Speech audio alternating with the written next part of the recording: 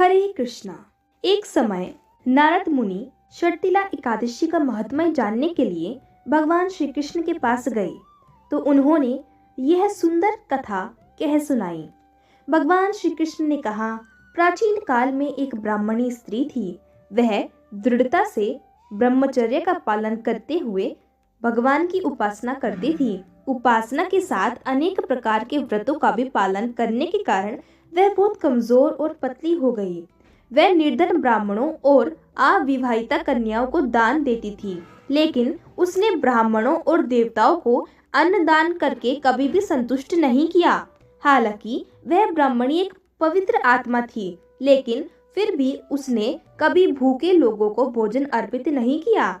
उसकी परीक्षा लेने के लिए मैंने अपने हाथों में एक भिक्षा का पात्र लिया और एक भिक्षुक का रूप धारण करके भिक्षा मांगने के लिए उसके घर के द्वार पर पहुंचा। मुझे देखकर ब्राह्मणी ने कहा, हे ब्राह्मण, कृपया मुझे बताइए कि आप कहां से आए हैं। मैंने ऐसा अभिनय किया कि मैंने सुना ही नहीं और फिर से भिक्षा मांगने लगा।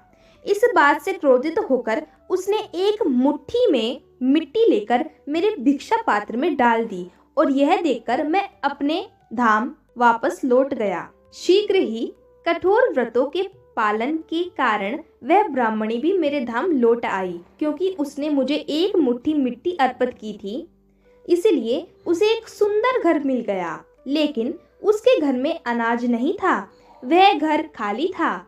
संपत्ति के अभाव में वह अधीर हो गई। उसके बाद वह क्रोध के आवेश में मेरे पास आकर कहने लगी, हे जनार्दन, मैंने यथा इष्ट कठोर तपस्याएं, व्रत और भगवान विष्णु की उपासना की थी, फिर मैं अन्न और संपत्ति से विहीन क्यों हूँ?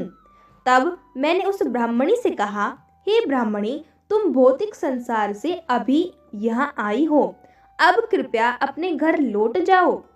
कौतूहलवश देवताओं की पत्नियां तुम्हारे घर में दर्शन के लिए आएंगी। तुम उनसे षटतिला एकादशी के महात्म्य की जिज्ञासा करना। जब तक वे महात्मा वर्णन समाप्त न कर दे, तब तक तुम द्वार मत खोलना। मेरे वचन सुनकर ब्राह्मणी अपने घर लौट गई।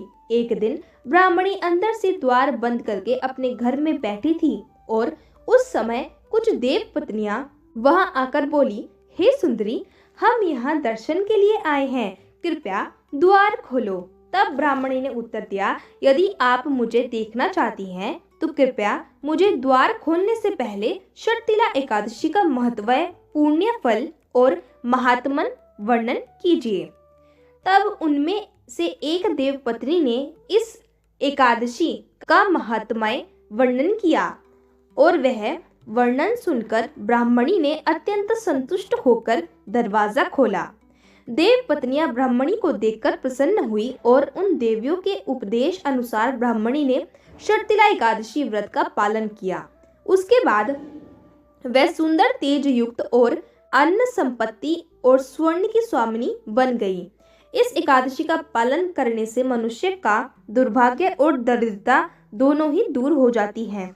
अगर कोई इस दिन तिल का दान करता है तो उसके समस्त पाप कर्म के फल नष्ट हो जाते हैं